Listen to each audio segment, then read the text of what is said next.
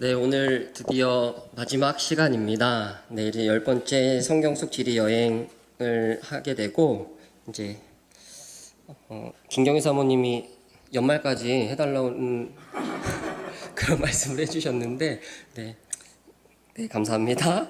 네, 오늘, 네, 마지막이고, 네, 저에게 굉장히 즐거운 시간이었고, 또 우리 성도님들에게 유익이 되는 시간이 되었으면 좋겠습니다. 우리 출발하기 전에 이제 마지막이라서 인사를 또 해보겠습니다. 우리 또 한국말로 인사하겠습니다. 뭐라고 인사할까요? 그동안 수고하셨습니다라고 인사하겠습니다. 함께 인사합니다. 그동안 수고하셨습니다. 네, 원래 여행을 이제 마지막 헤어질 때 되면 이제 뭐 서로 이렇게 손도 잡고 다음에 또 만나자 이러기도 하고, 그래서 마지막 시간까지 끝까지 함께 해주시기를 바라고, 또 이제 드라마 같은 데 보면 마지막 시간이 되게 마지막 회가 길어요. 그쵸? 네, 그냥 뭐 시작할 때 그런 말씀을 좀 드리고, 네, 네. 인기 있는 드라마는 이게 길어야, 그죠? 네. 아무튼 그렇게까지 말씀을 드리고 이제 출발을 하겠습니다. 우리 지난 시간에 온 유대와 사마리아 정도까지 봤어요. 그래서 이제 초대교회가 어떻게 생성이 되어서 이제는 유대인을 넘어서 이방인에게 복음을 전달하고 전해지는 것을 봤고, 이제 요빠와 가이사랴 그 항구들을 봤어요. 기억나시죠? 네. 그리고 이제 마지막으로 이제 이스라엘 지역에서 제가 나누고 싶었던 지역들을 봤고, 오늘은 이제 이건 이제 지난 시간에 보여드린 지도이고, 이게 이제 마지막 11차 여행 일정입니다. 그래서 오늘은 이제 이스라엘 유대 지역을 완전히 벗어날 거예요. 그래서 이제 초대교회가 이제 전파되는 그 전체적인 그리고 또 이제 사도 바울의 여정들을 함께 쭉 볼 것이고, 그리고 1차, 2차, 3차를 보고 마지막에 시리아 안디옥, 그리고 서머나, 에베소, 그리고 마지막으로 갑바도기아까지 이제 제가 이 지역들을 이제 학교에서 제가 지냈던 지역은 아니고 학교에서 이제 단기 선교를 가게 되어서 이제 다행히 이 지역들을 좀 다녔거든요. 그래서 그 사진들을 좀 보여드리며 마지막에 이제 초대교회 흔적들을 우리가 보고 마치려고 합니다. 안 보이죠? 일단 나누어드린 자료를 보시면 좋겠고, 제가 이 지도를 굉장히 많이 찾았어요. 구글에서 어떻게 하면 성도님들에게 좋은 유익한, 굉장히 많아요. 이제 구글에 그냥 찾아보시면 사도 바울의 3차에 걸친 이 전도 여정은 굉장히 지도가 많은데, 이제 제가 찾은 이 자료가 굉장히 좀 잘 보이고, 잘 보이진 않죠? 잘 보이진 않으시는데 이제 같이 보면 좋겠다 해서 이 지도를 가져왔어요. 그래서 영상이 있거든요. 그래서 그 영상을 보면서 제가 1차, 2차, 3차 선교 여정을 함께 설명을 드리겠습니다.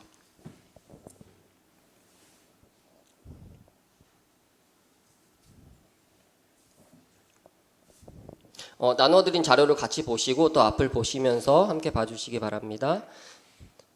우리 이제 여기를 자주 봤죠? 네, 그리고 이제 여기가 지금 우리가 계속 봤던 이스라엘 지역이고, 여기가 이제는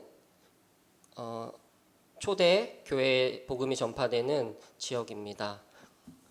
네, 이게 지금 현재 우리가 살고 있는 지금 현대 국가들이고, 여기가 이제 이스라엘, 이 아래가 이집트, 여기를 이제 계속 봤어요. 9시간 정도 해서 봤고, 그리고 이 위에가 레바논, 이쪽이 시리아, 그리고 여기가 지금 전체 다 터키 지역이에요. 그래서 오늘 함께 볼 또 이제 바울의 전도 여정의 대부분은 이제 이 지역, 여기 터키 지역하고 이쪽 그리스 아래쪽, 그리고 이제 나중에 로마로 가는 이 정도의 길, 그래서 터키, 그리스, 이탈리아 이 정도의 길을 오늘 볼 것이고, 네, 여기는 이제 우리 성경에 나오는 예수님 이후의 시대의 그 당시의 지방의 지명들입니다. 잘 보이진 않으시죠? 나눠드린 자료를 같이 보시고, 이제 우리가 성경을 보시면서 어디는 도시 이름이고 어디는 지방 이름이에요. 그래서 이 둘을 좀 구분하시면 좋을 것 같아요. 그래서 여기가 수리아, 여기가 갈리기아, 밤빌리아, 갈라디아. 여기가 이제 갈라디아서 들어보셨죠? 들어보신 게 아니고 이제 성경에서 항상 보실 텐데, 여기가 이제 갈라디안 도시가 아니고 지방이다. 그리고 이제 여기가 아시아예요. 그래서 요한계시록 7교회가 다 여기 있거든요. 그래서 여기가 이제 아시아 혹은 소아시아 이렇게 부르고 이쪽이 이제 마게도니아예요. 그래서 우리가 이제 성경을 보시면 이제 바울이 여기에서 이쪽을 가면서 마게도니아 환상을 보고 이쪽으로 넘어가서 이제 여기는 이제 유럽 대륙이에요. 그래서 이쪽으로 넘어가는 것을 볼 수 있고 이쪽이 이제 그리스, 아가야 이제 이쪽 아테네 쪽 있고 이제 여기가 이제 로마로 이어지는 예수님 시대의 지명들입니다.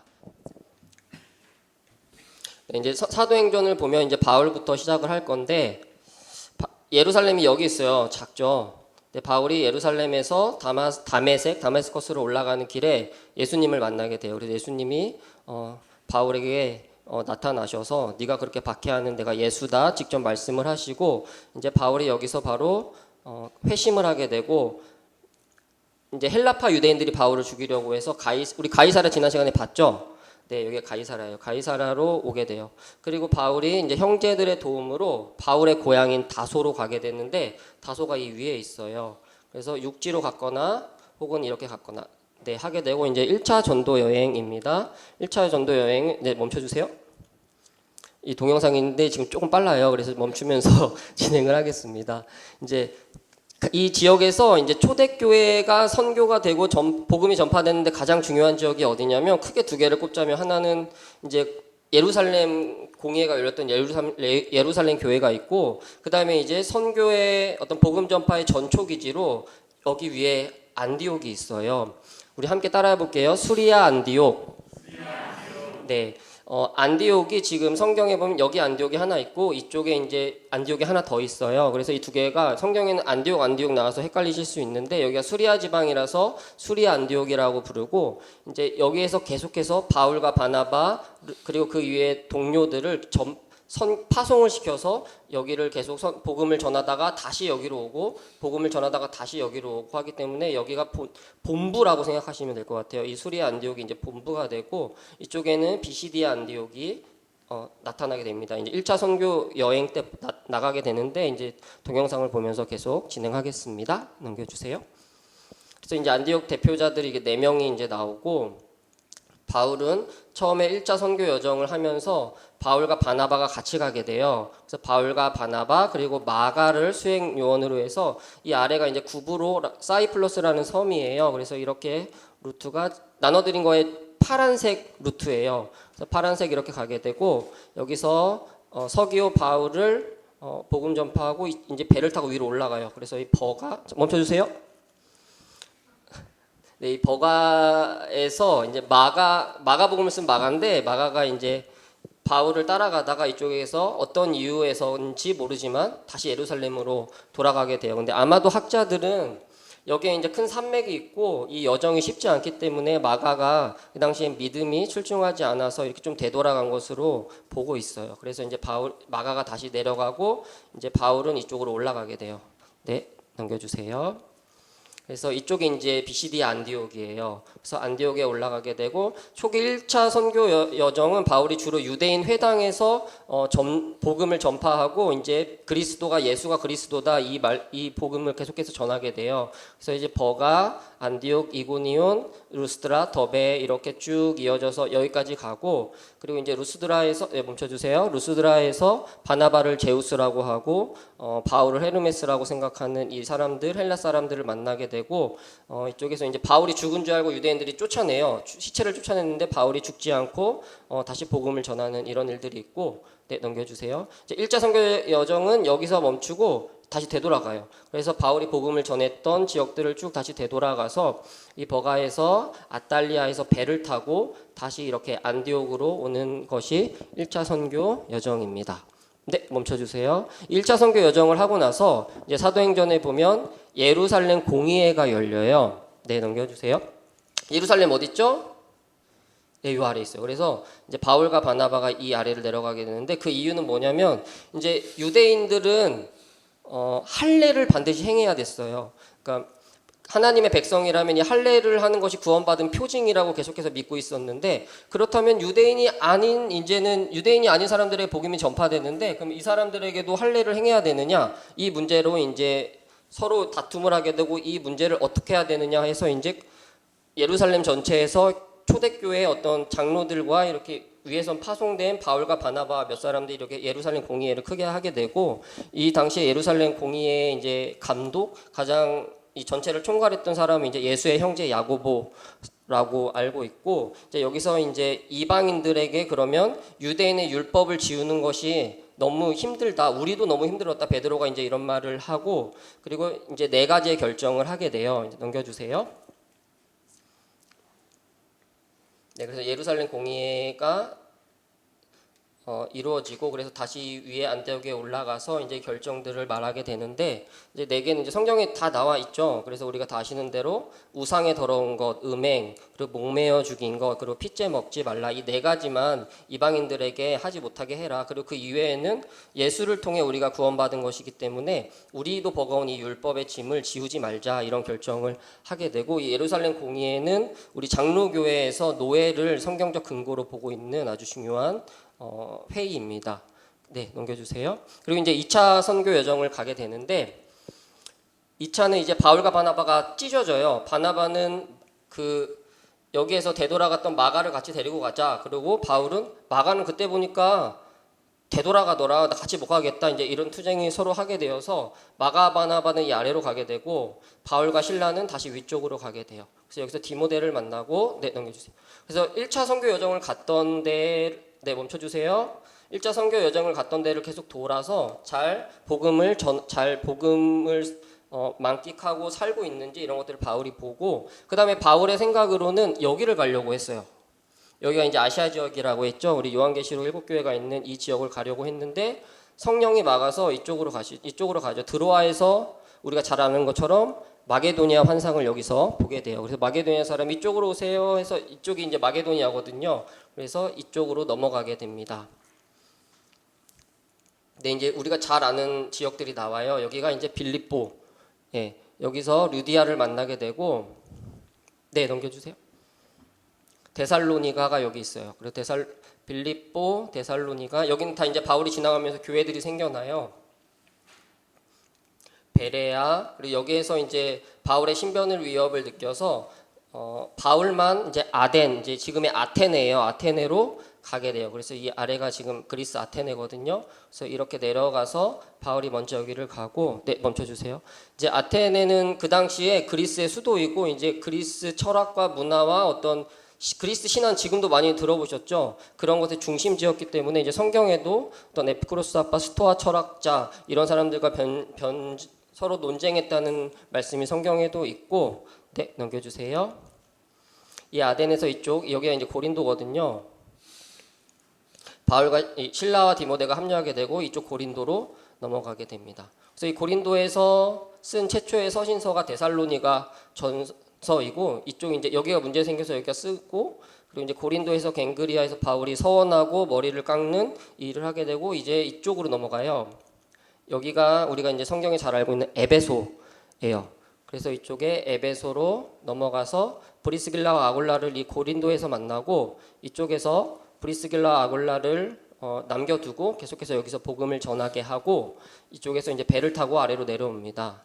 그래서 배를 타고 아래로 내려와서 우리 지난 시간에 봤죠. 가이사랴에 도착을 하고 여기에서 다시 안디옥으로 올라가는 이 길로 2차 선교 여정이 마무리됩니다. 그리고 이제 3차입니다. 3차는 2차가 마무리되고 거의 바로 출발했다고 해요. 이제 바로 출발한 이유는 여기에 교회들을 바울이 다시 다니려고 했어요. 네. 그리고 이제 에베소에서 우리가 아볼로 들어보셨죠? 네, 아볼로가 이 브리스길라 아굴라한테 복음을 받고 제자로 이제 성장을 해서 고린도로 먼저 가게 되고, 네, 넘겨주세요. 바울은 이쪽으로 넘어와서 이렇게 에베소에 있게 돼요. 이 에베소에서 2년 동안 바울이 지낸 것으로 보고 있고, 이제 두란노 서원 들어보셨죠? 네, 두란노 서원에서 강론을 했었습니다. 네, 넘겨주세요. 그리고 바울은 이후에 이제 여기가 마게도니아 지방, 그리고 여기가 헬라 지방이에요. 그래서 이 두 지역을 다 복음 전도하기 위해 3차 여행을 하게 되고, 네, 디모데를 먼저 보내죠. 그리고 이쪽에 헬라 지방으로 바울이 오게 돼요. 그래서 바울이 이제 배를 타고 못 올라가서 이 고린도에서 이제 로마를 앞으로 가려고 하거든요. 그래서 쓴 편지가 로마서이고, 이렇게 돌아서 육지로 돌아서 바울이 이제 이쪽으로 해서 내려가죠. 네, 넘겨주세요. 내려가서 이제는 바울이 예루살렘으로 가게 돼요. 그래서 예루살렘에서 어떻게 될까요? 잡혀요. 이제 바울이 예루살렘으로 내려가게 되고 이제 다른 사람들은 내려가지 마라. 거기 가면 넌 잡힌다. 이렇게 말을 하는데 이게 하나님의 뜻이면 자기는 가겠다. 바울은 이렇게 얘기하고 이쪽으로 이렇게 내려와서 예루살렘으로 가게 됩니다. 그리고 이제 나눠드린 거의 마지막 빨간색 루트예요. 빨간색은 이제 바울이 이제 예루살렘에서 잡혀서 이제 형을 재판을 받게 되는데 바울은 로마 시민이에요. 그래서 로마 시민은 여기서 재판을 받지 못하고 어디로 가야 되면 반드시 로마에 가서 이제 재판을 받아야 돼요. 그게 로마 시민의 권한이라서 바울은 나는 로마 시민이다. 여기서 재판 받을 수 없다. 로마로 나를 보내줘라. 이렇게 말을 해서 네, 넘겨주세요. 바울은 예루살렘의 성전에서 잡히게 되고 이제 율법을 불결하게 했다. 그리고 성전을 더럽혔다. 이러한 이유로 바울이 잡히고 우리 지난 시간에 봤던 가이사랴에서 2년 동안 구금이 되게 됩니다. 구금이 되게 되고 이렇게 위로 올라가서 이쪽으로 배를 타고 네, 계속 넘겨주세요. 네, 나눠드린 자료의 빨간색 루트입니다. 그래서 이렇게 쭉 바로 가게 되고 여기가 이제 크레테 섬인데 여기를 지나면서 이제 풍랑을 만나게 되죠. 유라굴로라는 풍랑을 만나게 되어서 이 영상을 진짜 잘 만들었어요. 제가 만든 건 아니지만 그래서 이렇게 빙글빙글 돌고 여기에 14일 동안 표류했다고 성경에 되어 있고 이렇게 빙글빙글 돌다가 여기 끝에 섬, 여기가 몰타 섬인데 이제 성경에는 멜리데 섬이라고 되어 있고 여기서 이제 상륙을 하게 돼요. 상륙을 해서 또 여기서 뱀에 물렸지만 상함이 없자 바울을 신이라고 생각하는 이런 일들도 있었고 여기서 이제 석 달 동안 있다가 이 위쪽 로마로 올라가게 됩니다.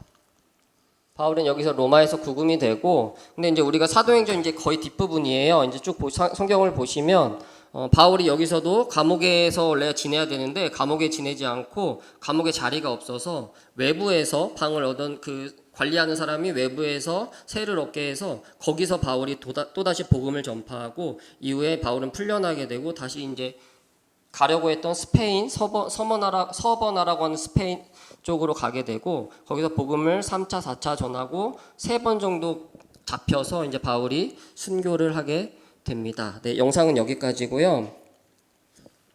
네. 네. 예루살렘이 어딜까요? 이제 질문을 드리려고 했는데 제가 넘겨가지고 여기가 이제 예루살렘입니다. 우리가 계속 9시간 동안 여기를 봤고 자 이제 우리가 사진을 보면서 이제 마지막 이 간략한 이 지역들을 좀 보여드리고 이제 마치려고 합니다. 우리가 처음 살펴볼 것은 어디냐면 제가 말씀드린 것처럼 수리아 안디옥이에요. 아까 수리아 안디옥이 굉장히 중요한 장소였다고 말씀드렸죠. 이제 안디옥 교회가 계속해서 바울과 바나바와 그 동료들을 파송했던 지역이고 이제 복음 초기 복음 전파의 전초 기지였고 본부 역할을 했던 곳입니다. 네, 여기가 현재 지금 수리아 안디옥입니다. 현재 여기는 터키 지역이에요. 터키 지역인데 여기는 터키인들이 살지 않고 아랍인들이 살고 있어요. 그리고 여기는 시리아 바로 국경지대여서 시리아 난민들 문제가 많이 있었죠. 네, 뉴스에서 보셨을 텐데 그 시리아 난민들이 이 안디옥에 굉장히 많이 와서 터키 지역 사람들은 거기를 왜 가냐? 거기는 사실 터키도 아닌데 약간 이런 취급을 받는 터키 안에 있는 그 안디옥이라는 지역이에요. 우리 함께 말씀을 읽어보겠습니다. 시작. 바나바가 사울을 찾으러 다소에 가서 만남에 안디옥에 데리고 와서 둘이 교회에 1년간 모여 있어 큰 무리를 가르쳤고 제자들이 안디옥에서 비로소 그리스도인이라 일컬음을 받게 되었더라. 아멘. 성경에서 처음으로 그리스도인이라고 나오는 단어, 이 단어가 나오는 곳이 바로 여기 안디옥 교회예요. 그래서 이제는 유대인으로 설명할 수 없는 거예요. 이제는 이스라엘인으로 설명할 수 없는 거예요. 왜냐하면 유대인도 아니고 이스라엘인도 아니고 예수로 인해 어떤 인종 상관없이 어떤 국경에 상관없이 어떤 예수를 믿는 사람들의 모임인 교회가 생겼기 때문에 이 사람들을 이제는 그리스도인, 예수를 따르는 사람들이라고 설명할 수밖에 없고 이 그리스도인이라는 유대인과 유대인이 아닌 다른 민족의 사람들을 합해서 연합하여 부르는 말로 이제 그리스도인이라는 말이 처음 등장했던 곳입니다. 네, 여기에는 이제 이 사람이 여기를 지키는 사람이고 같이 사진을 찍었는데, 안디옥에는 우리 초대교회 복음이 전파된 당시에 중요한 흔적이 있어요. 그건 무엇이냐면 여기 뒤에 있는 베드로 동굴 교회입니다. 이곳은 기독교가 이 당시에 로마의 박해로 예수 믿으면 거의 그냥 죽는 이런 상황, 이런 상태의 믿음을 보여야 됐고 복음을 전파해야 되는 시기였기 때문에 여기는 기독교 박해 시대의 초대교회 공동체 예배이자 은신처예요. 그래서 이 당시에는 동굴 같은 데서 굉장히 예배를 많이 드렸고, 숨어서 어떤 정상적인 가옥의 형태가 아니라 숨어서 몰래 박해를 피해 그렇게 조심스럽게 예배를 드리고, 또 어떤 일이 있으면 밖으로 피하고, 이런 자리가 이곳에 있습니다. 여기가 지금 이제 안에, 이 동굴 안에 있는 초대교회 터이고, 자, 여기 어디일까요? 대피로예요. 이 동굴 안쪽에 초대교회 사람들이 안에서 굴을 팠어요. 인위적으로 굴을 파서 이제 외부에서 그리스도인이라서 발각이 되고 이제 죽음을 면하기 위해서 이 굴을 파서 바깥으로 대피했던 대피로입니다. 그래서 지금 이 동굴 뒤로 가면 이렇게 바깥으로 나갈 수 있는 굴이 이렇게 되어 있어요. 그래서 얼마나 많은 그리스도인들이 이 초대 복음을 듣고 예수를 믿는 이 무리들이 또 로마의 이 박해 아래 위험을 무릅쓰고 복음을 나누고 또 예배하고 예수의 몸과, 우리 오전에도 했지만 예수의 몸과 피를 서로 나누며 기쁨을 누리며 또 함께 했을까, 이 공간에서 이제 그런 일을 행했을 것이거든요. 그래서 이 공간을 그렇게 지냈을 것이라는 것을 좀 묵상해 보시면 좋겠고, 네, 이렇게 나오면 바로 이렇게 동굴 바깥으로 산 옆쪽으로 이렇게 나오는 통로가 있어요. 그래서 이렇게 돌아서 연결이 되어 있습니다. 다시 돌아와서 이제 현재로 돌아와서 이 복음 전파를 했던, 이 엄청난 역할을 했던 이 수리아 안디옥의 현재 교회 공동체가 몇 개가 있을까요? 몇 개 있을까요? 네? 하나도 없다. 네. 제가 선교사님한테 듣기로는 현지인 공동체는 하나 있대요. 하나. 이제 보여드릴 건데, 여기가 현지 교회 공동체이고, 여기 이제 터키어로 되어 있는데 번역하면 안디옥 그리스도인 교회예요. 이제 메시아닉 교회 이렇게도 되고, 처음 이곳이 그리스도인이라고 불렸기 때문에 이름을 이렇게 지었다고 합니다. 보통은 이제 문이 잠겨 있어요. 문이 잠겨 있고 여기는 이제 전부 다 이슬람 지역이에요. 그래서 저희가 방문을 하게 되어서 이렇게 들어갈 수 있었고, 여기가 이제 문이고 이쪽이 이제 예배당으로 들어가는 곳이고, 네, 이분이 여기를 이 수리아 안디옥 그리스도인 교회를 섬기고 있는 목사님 부부입니다. 그리고 이 사진은 이제 이 메시아닉 교회, 그리스도인 교회 아이들이 만든 작품들이에요. 그래서 목사님이 이제 하나하나 저희에게 설명해 주셨는데, 네, 기쁨으로 여전히 박해가 있지만 그래도 이곳에도 여전히 교회 공동체가 남아 있다. 그리고 그 교회가 저희가 방문해 보았습니다. 그래서 이제 저희를 인솔했던 선교사님이고 이렇게 함께 신학생들인데 함께 모여서 이 목사님 부부를 위해 기도하는 모습입니다. 바울이, 그리고 이 초대교회 사람들이 이 복음의 전초기지였던 여기가 2000년이 지난 후에 교회 공동체가 하나밖에 남지 않은 그런 곳이 될 줄 알고 있었을까요? 한번 그런 생각도 한번 해보셨으면 좋겠습니다. 자, 이제 다음으로 넘어갈 텐데, 여기가 어디일까요? 여기가 터키 지역인데 여기는 산맥이 있어요. 그래서 우리 지도에 보면 그냥 평평한 평지로 보이는데 사실 여기는 이제 여기에서 큰 산맥이 있는데 이 산맥의 이름이 타우루스 산맥이에요. 그래서 아마도 학자들은 이쪽으로 이제 1차 여행을 갈 때 이 타우루스 산맥을 넘어야 됐기 때문에 마가가 되돌아가지 않았을까 이렇게 생각합니다. 여기입니다. 눈이 엄청 많이 덮여 있고 굉장히 높죠. 이제 제가 비행기를 타고 가면서 찍은 사진이에요. 네, 보이시죠, 여기. 높이가 3,000에서 800m 가까이 되고 이제 산맥의 길이가 600km가 넘어요. 그래서 이 터키 남부에서부터 우리 유브라데스 강이라고 봤죠. 그 상류까지 산맥이 이어져 있습니다. 그리고 이제 이 사진은 그 산맥 중간쯤에 동기들이랑 찍은 사진인데 저희가 1월에 방문했거든요. 1월인데 이렇게 눈이 굉장히 많이 옵니다. 아마도 바울이 초기의 복음 전파 시기 때도 어떤 특별한 교통수단이 있지 않았을 거잖아요. 그래서 뭐 등산화도 없었을 거고 그런 상황인데 이제 복음을 전파하겠다는 일념으로 이렇게 넘어다녔을 그 산맥입니다. 세 번째로 볼 곳은 요한계시록의 7교회 중에 하나인 서머나입니다. 서머나는 주전 3000년경에 형성된 항구 도시이고 주전 3에서 2세기 그리스 시대에 크게 번성하였던 항구 상업 도시로 당시 유대인들이 많이 살고 있었습니다. 예수님께서 언급하실 정도로 그리스도인이 요한계시록에 언급될 정도로 많은 박해를 받았던 지역입니다. 현재 터키의 이 지역은 이즈밀이라는 이름으로 되어 있고 소아시아에서 가장 아름다운 도시로 꼽힙니다. 그리고 이 초대교회 유적지로는 서버나의 감독이었던 폴리캅이 순교한 폴리캅 교회가 있습니다. 여기가 이제 서머나 이즈밀이에요. 예쁘죠? 예쁘죠? 지금 꿈에서 본 것을 말씀하시면 안 되고 앞을 보시고 말씀해 주시고 네 우리 좀 깨어나서서 함께 봅시다. 마지막 회거든요. 네 이게 여기 바다가 무슨 바다냐면 에게해예요. 들어보셨죠? 여기가 에게해 해안선이고 이렇게 깊이 안쪽으로 해안선을 따라서 들어가 있어요. 그래서 여기가 옛날부터 이제 항구 도시이고 근데 여기에 저 말고 가신 분이 계세요. 누굴까요? 네, 이분입니다. 네, 이분도 여기 다녀오셨고 멋있으시죠? 우리 장로님 여기 다녀오셨고, 네, 제가 사진을 좀 선별했는데 그래 조금 이제 웃음 위주로 사진을 선별했어요. 그래서 뒤에 또 다른 분들도 나오실 텐데 조금 기대해 주시고, 네 이제 이 이즈밀에는 빨리 안 넘어가네요.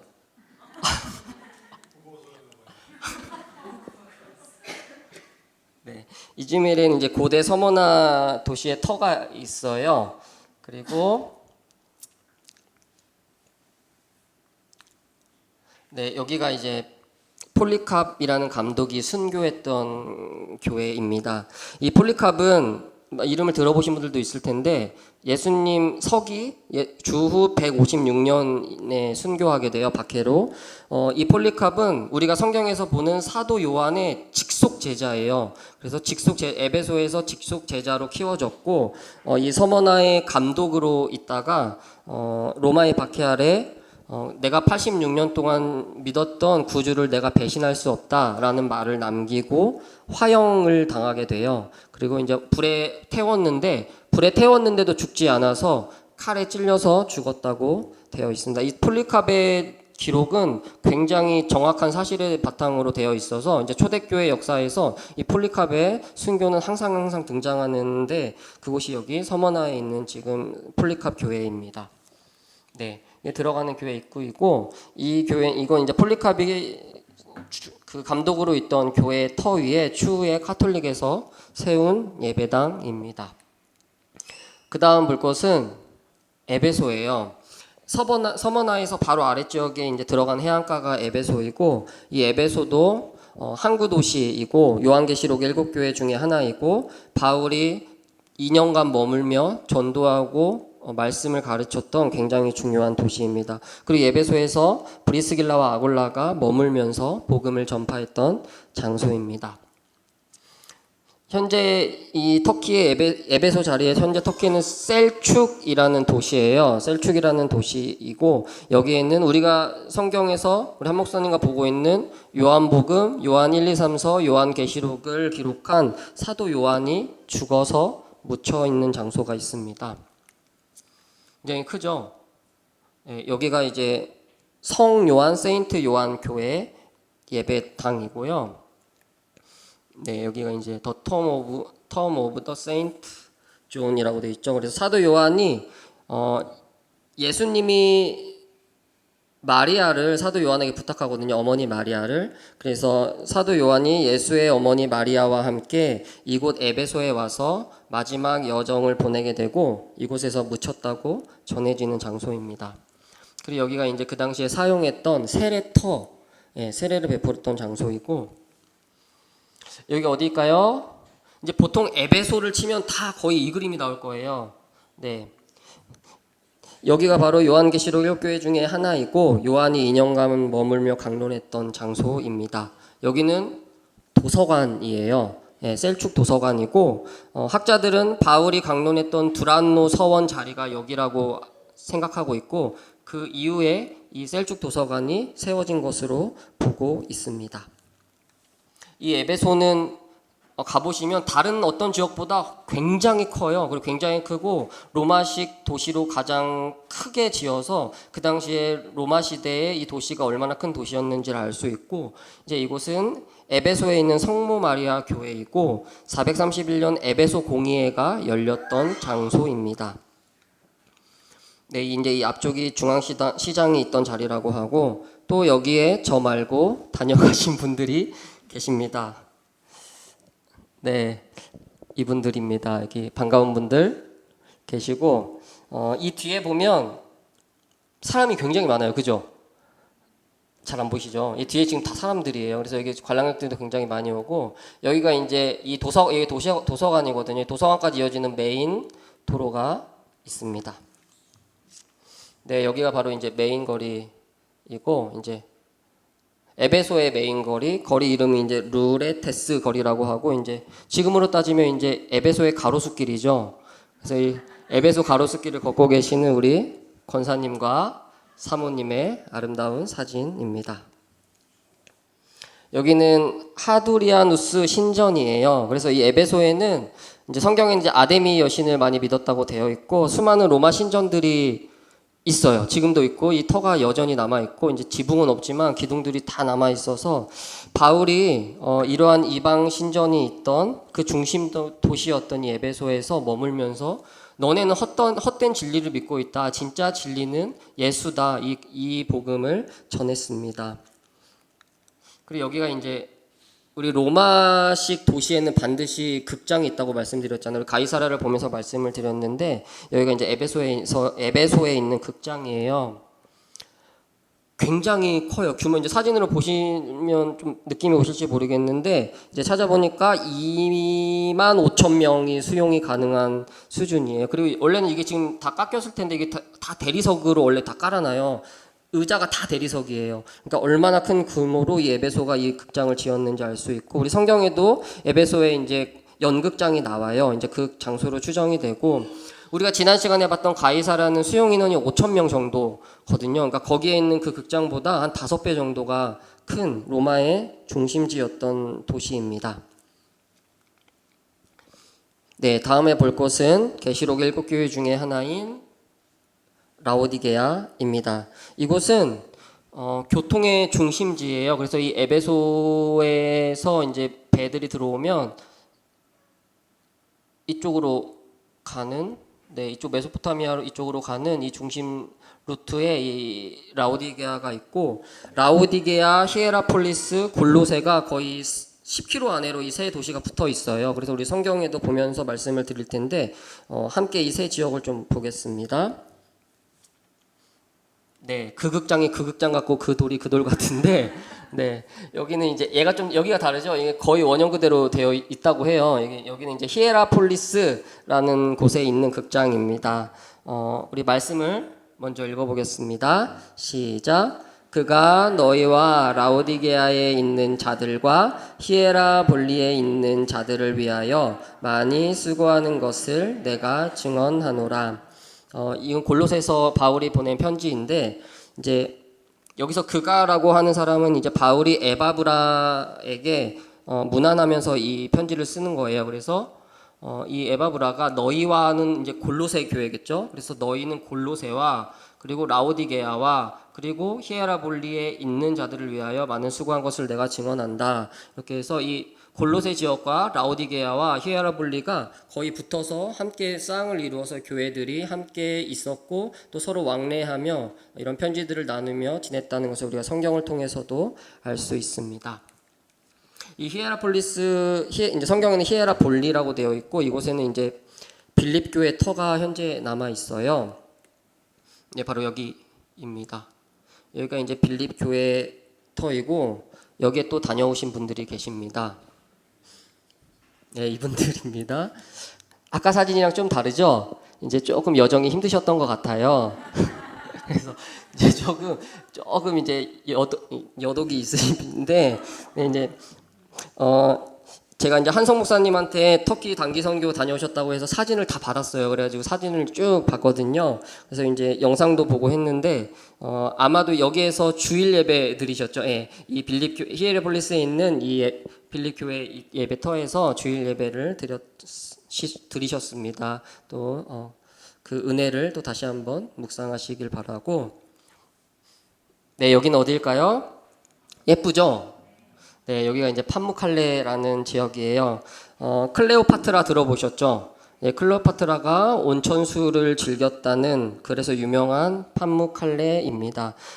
여기는 히에라폴리스와 바로 붙어 있는 산이에요. 바로 붙어 있는 산 아래 이제 이런 지형이 펼쳐지고 이제 석회가 이렇게 굳어서 하얗게 된다고 해요. 그리고 여기는 따뜻한 온천수가 흐르고 있습니다. 네, 이제 제가 멋있는 포즈를 또 취해봤고 여기 이제 판무칼레라는 뜻은 목화의 성 이런 뜻이에요. 그러니까 판무는 목화고 칼레는 성곽 어떤 도시 이런 뜻이에요. 그래서 우리 목화 솜 알죠? 네, 그런 게 그리고 여기서 그런 것을 생산했고 또 이 지역이 그 목화를 닮은 그렇게 예쁜 도시 성처럼 되어 있어서 이런 판무칼레라는 이름이 붙었고 말씀드린 것처럼 이 주변이 라오디게아 골로새 그리고 히에라폴리스가 붙어 있다고 했잖아요. 그래서 우리가 라오디게아를 잠깐 볼 텐데 라오디게아의 이제 요한계시록에서 예수님이 책망하면서 뜨겁거나 덥거나 하지 않다 미증하다라는 책망을 하시는데 이제 이 지역을 가보시면 이 히에라폴리스에선 따뜻한 온천수가 흐르고 이제 골로새 쪽에서는 차가운 물이 내려온다고 해요. 그래서 이 차가운 물에 수로를 대서 이 라오디게아까지 오는데 내려오다 보면 물이 섞여서 미지근해지는 거죠. 그래서 이 지리적 이런 상황을 가지고 예수님이 책망하셨던 장소입니다. 이곳에 또 오신 분들이 계십니다. 네, 좀 웃으셔야 되는데 우리 장로님 맨발 벗고 또 계시고 자주 등장하시죠?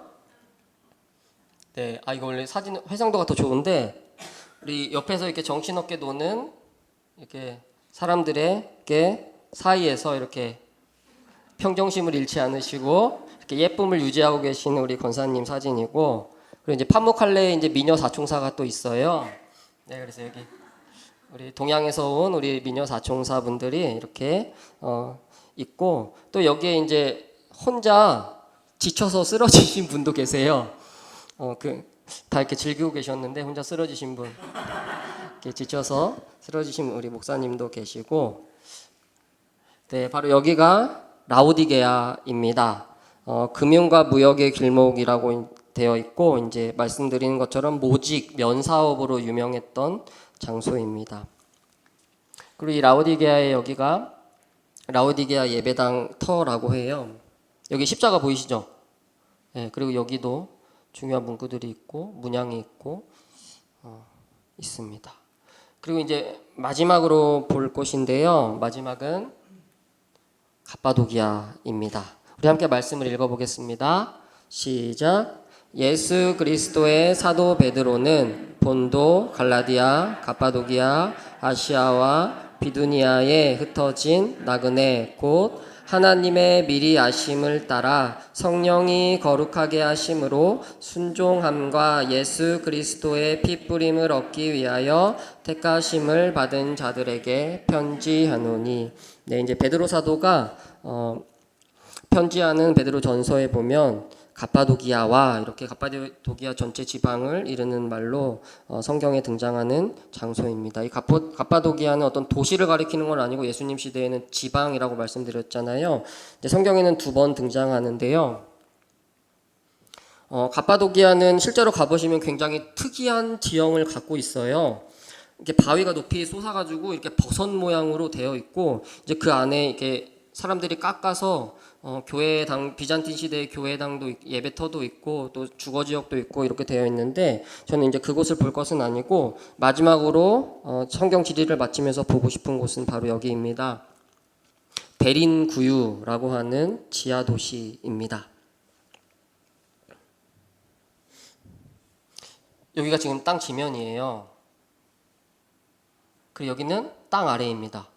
이 아래는 물이 흐르고 사람들이 로마의 박해를 피해서 이 아래로 숨어 들어가서 도시를 크게 건설하였고, 땅굴을 판 거예요. 땅굴을 아래로 지금 발굴된 거는 8층인데 아래로 땅굴을 파서 이렇게 물을 그 끼러 올려서 살고, 이 위에는 공기를 통하게 만들었어요. 환풍구를 만들어서 안에서 살았고, 안에서 산 사람들이 2만 명 정도로 추정하고 있어요. 대린구유라는 뜻은 깊은 우물이라는 뜻이고, 이것은 1965년도에 발견이 돼요. 발견도 굉장히 드라마틱하게 발견이 되는데, 이 위에 이제 집이잖아요. 일반 집에 살던 사람 중에 강아지가 이렇게 아래로 내려갔는데 안 올라오는 거예요. 그래서 주인이 이상해서 내려가 보니까 이런 데가 있는 거죠. 이렇게 엄청난 지하 도시가 있었고, 그래서 이제 이곳이 발굴이 되고, 이 지하 도시는 기원전 8에서 7세기에 히타이트 민족이 처음 만든 것으로 추정하고, 로마 시대 그리고 이제 동로마 시대인 비잔틴 시대를 거치면서 더 크게 확장된 것으로 보고 있습니다. 이 깊은 우물이라는 뜻의 대린구유는 현재 52개가 넘는 공기 환풍구가 있고, 말씀드린 대로 가장 밑에는 깊은 우물이 있습니다.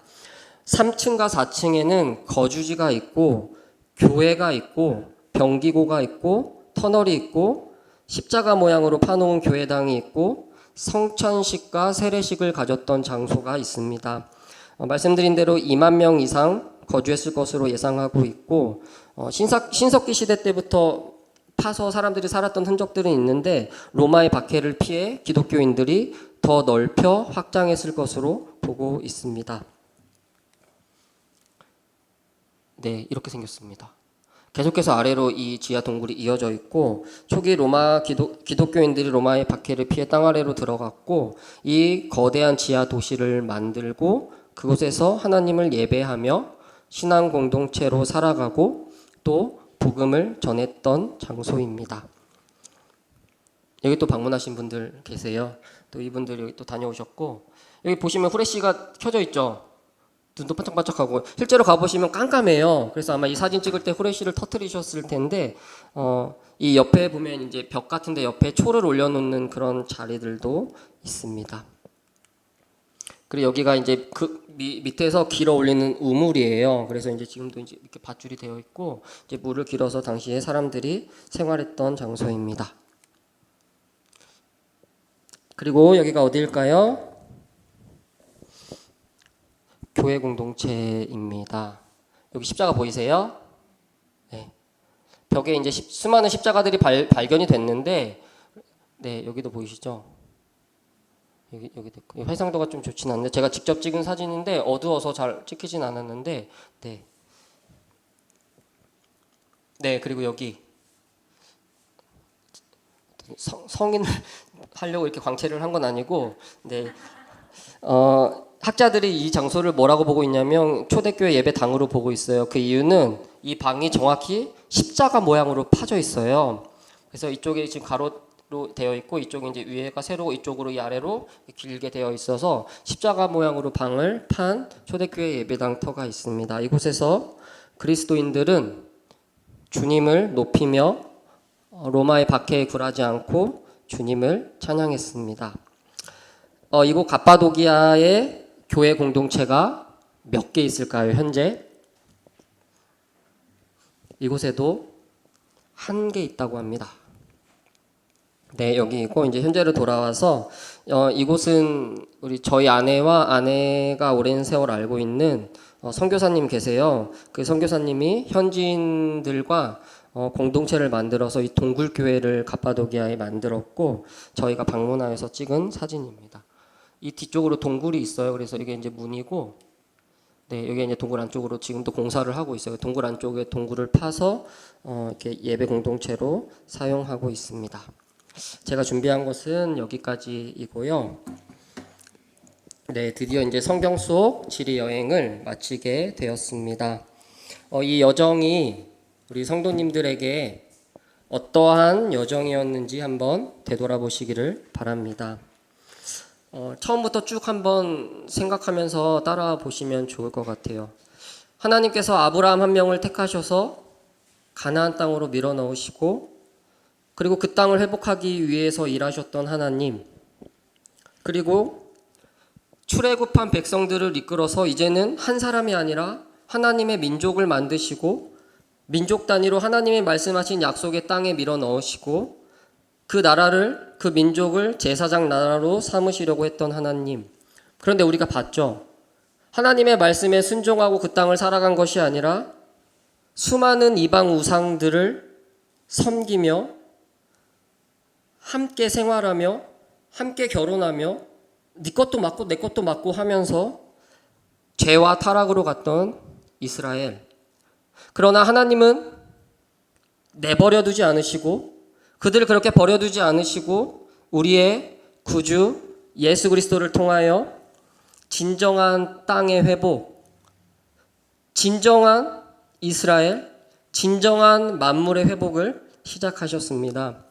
이 구약의 백성들은 다른 땅에서 살 수가 없어요. 그건 다른 땅에서 사는 건 의미가 없어요.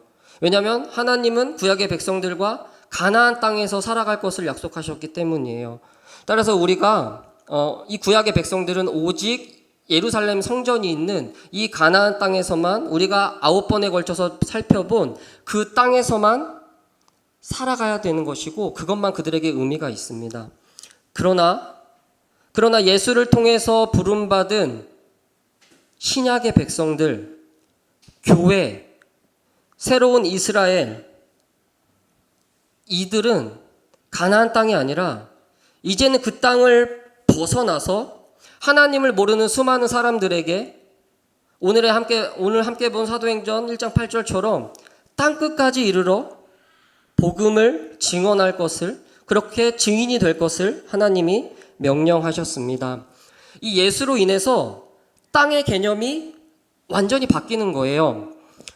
예수님 시대에는 이제 이 가나안 땅, 약속의 땅은 중요하지 않다고 말씀하십니다. 우리가 본 이 본문은 1차적으로 우리에게 주신 말씀이 아니고 예수님의 제자들인 유대인들에게 주신 말씀이에요. 이 유대인들은 평생에 걸쳐서 이 땅에서만 살아가야 한다고 생각했고, 이 땅에서 이스라엘을 만들고 이 땅에서 번영해야 된다고 생각했던 이 유대인들에게 예수님은 뭐라고 말씀하시냐면, 그 땅을 나가라. 온 유대와 사마리아와 그리고 거기를 벗어나서 땅끝까지 이르러 내 증인이 되라고 말씀하십니다. 왜 그렇게 될까요? 예수님은 왜 이렇게 말씀하실까요? 예수님이 성전 되심으로 이제는 예루살렘 성전이 필요 없는 거예요. 이제는 이 땅이 필요 없는 거예요. 우리는 한 번에 예수님으로 인해 하나님께 나아가는 존재가 되죠. 예수님 한 분으로 인해서 우리는 그런 존재가 됐기 때문에 이제는 우리가 존재하는, 우리가 살아가는 이 땅이 거룩한 땅이 되는 거예요. 우리가 살아가는, 우리가 숨쉬는 이곳이 성지가 되는 거라고요. 이스라엘, 이 가나안 땅이 성지가 아니고 우리가 살아가는 모든 곳이 성지가 되고, 그리고 그러한 존재들이 모인 곳이 무엇입니까? 교회입니다. 하나님은 이제는 이 물리적인 땅, 여기가 중요한 게 아니고 주를 믿는 사람들이 모인 이 교회, 그리고 뭐라고 말씀하시냐면 이 교회는 어떠한 권세도, 음부의 권세도 이 교회를 이기지 못할 것이라고 말씀하시잖아요. 그리고 오늘, 그리고 마지막 시간으로 이 초대교회의 사람들이 어떻게 복음을 전파했는가를 살펴보았습니다. 사실 많은 얘기를 할 수 있었는데 제가 특별히 이렇게 간추린 이유는 초대교회의 이 박해의 흔적과 어떻게 애쓰며 예배 공동체 생활을 했는지를 조금 보여드리고 싶었어요. 그리고 이들이 그렇게 복음을 전파하고 그렇게 신앙을 이어감으로 이 복음이 누구에게까지 왔습니까? 우리요. 우리에게까지 왔고 나에게까지 왔고 얼마나 많은 사람들이 피를 흘렸고 얼마나 많은 사람들이 이 박해를 견디며 복음을 전파했는지 조금 더 생각해 보셨으면 좋겠습니다. 사랑하는 성도 여러분, 우리는 더 이상 예루살렘 성전에서 예배하지 않습니다. 우리는 예수를 통해 예배합니다. 그리고 우리가 살아가는 모든 곳이 우리가 잘남이 아니라 예수로 인해서 이 땅도 회복되고 이 땅도 거룩한 땅이 되어갑니다. 여러분의 땅끝은 어디입니까? 여러분들이 서 계신 그곳에서 예수의 증인들이 되시기를 바랍니다. 곰곰이 생각해 보시면 좋을 것 같아요. 나의 땅끝은 어디인가? 그리고 내가 하나님이 나에게 주신 그 모든 곳에, 그리고 특히 교회에, 그리고 가정에, 직장에, 내가 만나는 모든 사람에게 내가 그곳을 주님이 나에게 주신 거룩한 곳으로 여기고 있는가? 그리고 그 일을 위해 예수 그리스도는 무엇을 하셨는가? 무슨 일을 하셨는가? 그 일을 만들어내기 위해 무엇을 하셨는가? 우리가 10번의 성경 속 지리 여행을 마치며 이제 다시 비행기를 타고 현실로 돌아왔어요. 이제는 다시 21세기 한국으로 오게 되었습니다. 보통 이제 여행은 어떤 쉼, 이렇게 어떤 좋은 기억, 그리고 이제 다시 현실. 여행과 현실은 뭔가 다른, 그래서 현실은 고달프지만 여행은 즐겁고, 이제 이런 개념으로 여행을 많이 생각하는데, 우리의 여정은 어떤 여행에서 벗어나 다시 일상으로 돌아오는 것이 아니라, 내가 사는 이곳, 내가 섬기는 이 교회, 그리고 우리가 살아가는 소망 없어 보이는 이 현실, 이곳이 우리가 주님 부르시는 그날까지 성경의 말씀을 따라 살아가는 약속의 여정인 것을 잊지 마시고 주님이 부르신 우리의 모든 곳에서 예수의 증인들로 부디 살아내시기를 바랍니다.